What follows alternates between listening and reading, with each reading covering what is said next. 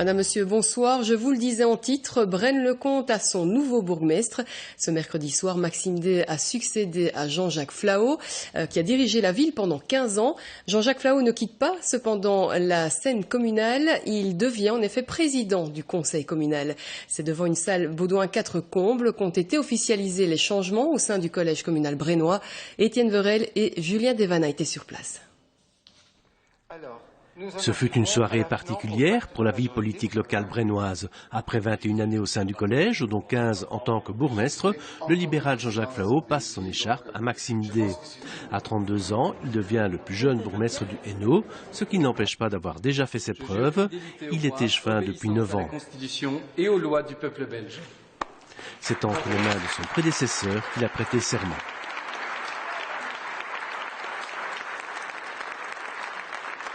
Jean-Jacques Flahaux, qui reste parlementaire fédéral et devient président du MR international, ne quitte pas la scène politique brennoise. Au contraire, il devient même président du Conseil. Il assurera donc la police de l'Assemblée. La fonction a été créée il y a quelques années et est encore peu utilisée au niveau local. Pour y voir plus clair, un petit parallèle avec le fédéral. On n'imagine pas au Parlement Charles Michel présider en même temps le Parlement. Mais donc c'est ça en fait. Le président il doit être à l'écoute de tous les groupes. Il n'est pas seulement, il n'est pas le représentant de la majorité. Une fois qu'il est élu, il doit veiller, à la limite même, à plus défendre l'opposition que la majorité, qui a déjà des moyens en suffisance. Et à propos de la création de ce poste à Braine, l'opposition écolo tique. S'il fallait le faire, cela aurait dû être fait en début de législature. Mais si ça fait un petit peu un changement par rapport à une personne, quoi. Donc on offre un poste à une personne, voilà, ça me dérange. Surtout qu'il y a un double jeton de présence et que dans les conditions vraiment très difficiles que connaissent nos finances communales, tout le monde le sait, mandataires comme les citoyens, je trouve qu'un geste symbolique donc de ne pas, en tout cas, recevoir de jeton de présence aurait été la moindre des choses, quoi.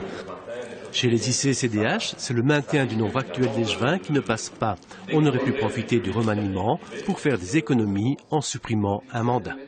Oui, c'est en effet une intention qui avait été prêtée à Maxime Day et au nouveau collège de réduire le nombre d'échevins pour pouvoir faire l'économie du salaire d'un échevin et se recentrer un petit peu suite aux problèmes financiers de la ville.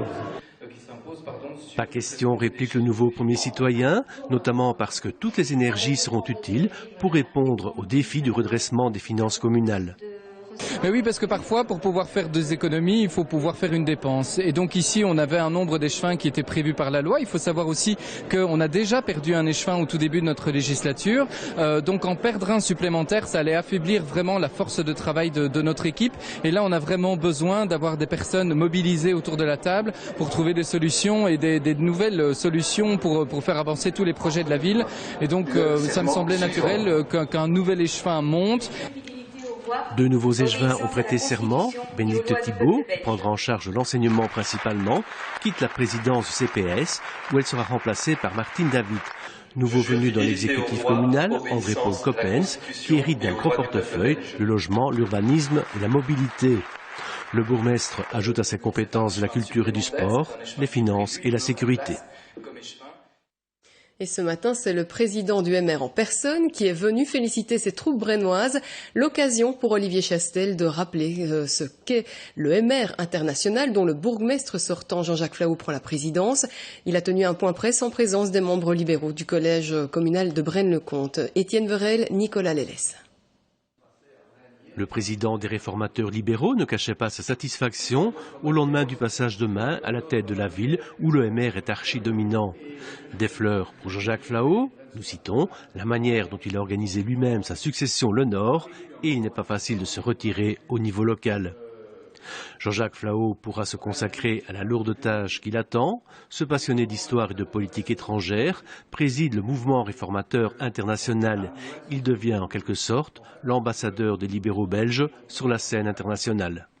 c'est évidemment la représentation du mouvement réformateur à l'étranger, parce qu'on a nos partis frères et sœurs à l'étranger qui réclament notre présence dans des congrès internationaux. C'est aussi la manière avec laquelle, OMR International, on réfléchit sur l'intégration de toutes celles et tous ceux qui, venant de l'étranger, forment des communautés d'origine étrangère en Belgique, et on sait combien on doit se préoccuper de leur intégration.